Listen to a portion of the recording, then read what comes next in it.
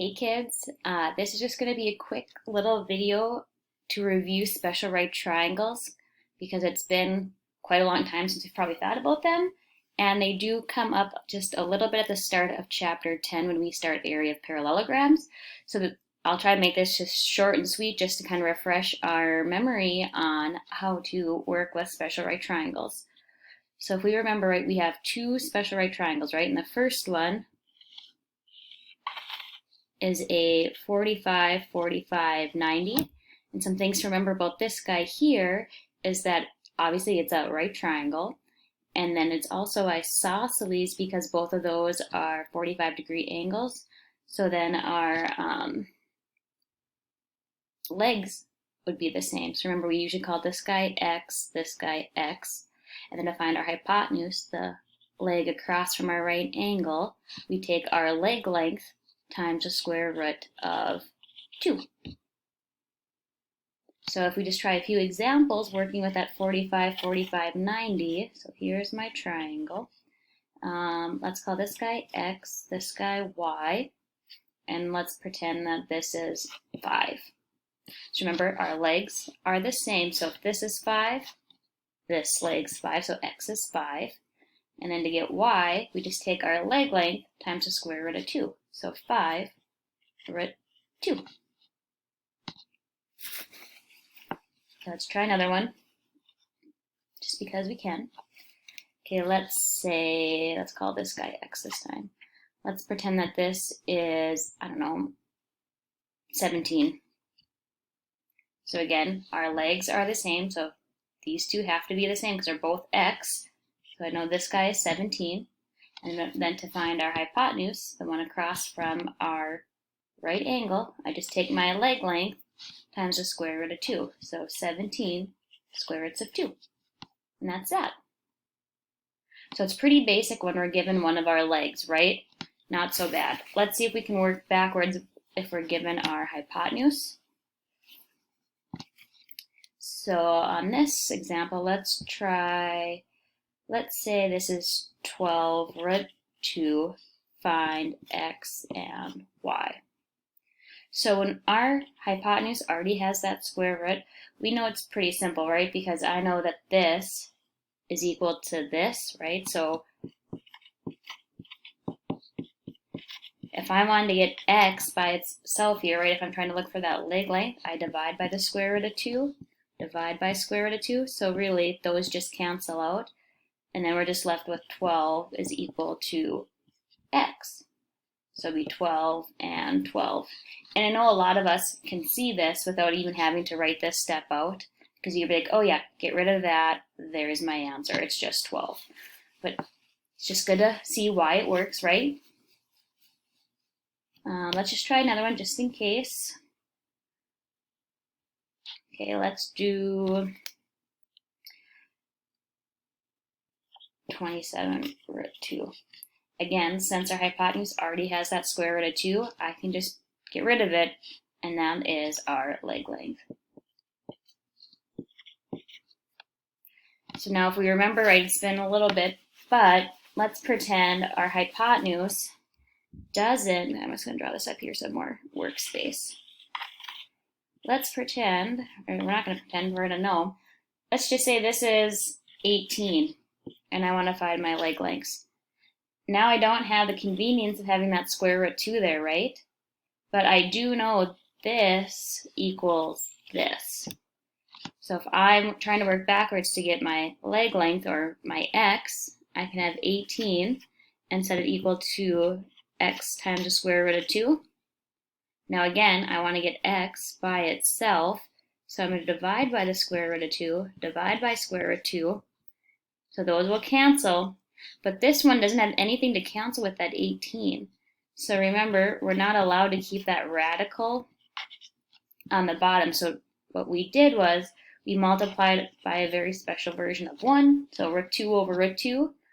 And then when we multiply fractions, remember we go across, so I'm going to have 18 root 2 over square root of 2 times the square root of 2 is really square root 4, which is just 2. And then we just reduce. 18 divided by 2 is 9 root 2. 9 2. 9 root 2.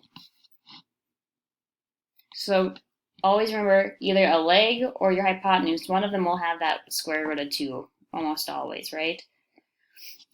Let's do another one just because those are goofy, and then we can move on to our 30, 60, 90 triangle.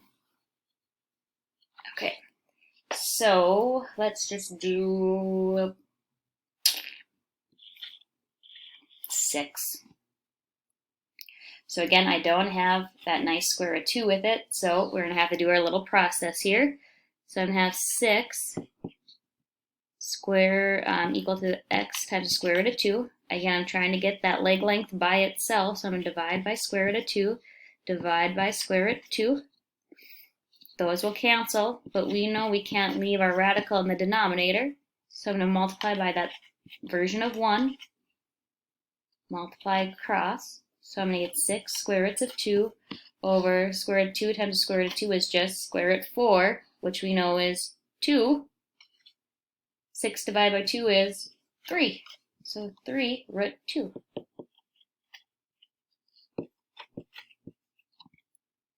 Perfect. Okay.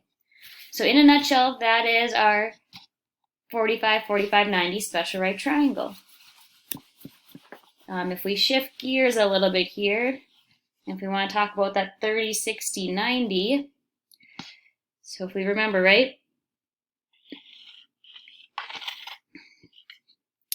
There's my 30 degree, 60 degree right angle. We called this X. That was our short side because it's across from the smallest angle.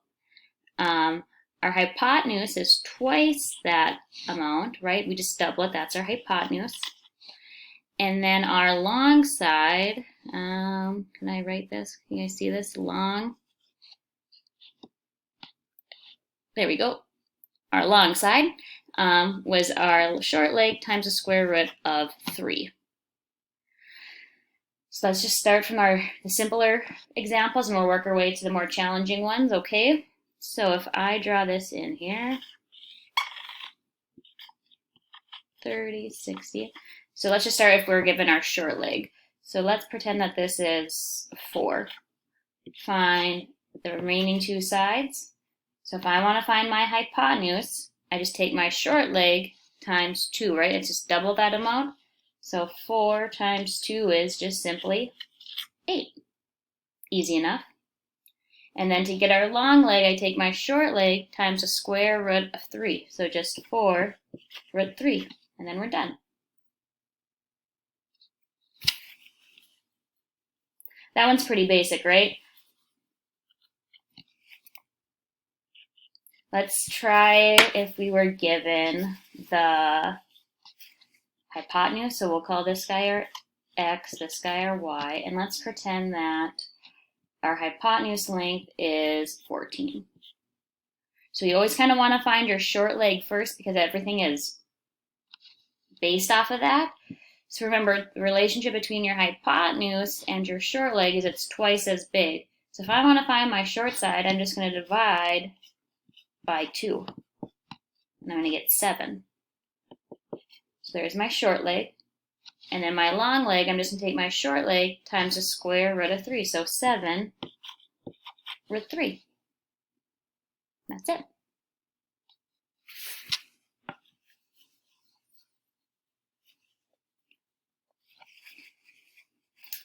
Okay, now, whenever we're given a long leg first, it's obviously the most challenging, but we'll start off with an easy one. Let's pretend that we have 11 square roots of 3 as our long leg. Find our short leg and our hypotenuse. So remember, my long leg equals this, right? So if I want to figure out what my short leg is, I'm going to set them equal to each other. Think if I want to get x by itself, I'm going to divide by square root of 3, divide by square root of 3. And look how nice this one is. They just cancel out, so I know my short leg is just equal to 11. And I know some of you could have just went like this and been like, oh yeah, it's 11, easy peasy, done. But some of us just, it's good to review, right? There's nothing wrong with that. And now to go from your short leg to your hypotenuse, remember we just double it. So 11 times 2 is 22. 22. Any Taylor Swift fans out there? Okay, let's try one where we don't have that nice radical for part of our answer. So we have to work backwards a bit just because, again, these are kind of challenging. So let's just pretend that this is, should we do 18? So again, we don't have that nice root 3, and we're looking for our short leg and our hypotenuse. So remember, these are equal, right? So I'm going to set them equal to each other. So 18 equals x square roots of 3. I want to get my leg length by itself, so I'm going to divide by root 3, divide by root 3. Again, on the right side, they cancel out, which is awesome. But we can't leave that radical on the bottom down here, so what we're going to have to do is multiply by root 3 over root 3, that version of 1. Going across the top, I'm going to have 18 square roots of 3. Square root of 3 times the square root of 3 is really the square root of 9, which is really just 3. And now if we simplify that, 18 divided by 3 is just 6 square roots of 3. So my short leg is 6 square roots of 3. And then remember, to get our hypotenuse, we double this guy. So if I double 6, I'm going to get 12 root 3. Oops. 12 root 3. Okay, I'm going to do one more just like that because they're kind of goofy, like I said. And then you will be on your way, okay? Let's try.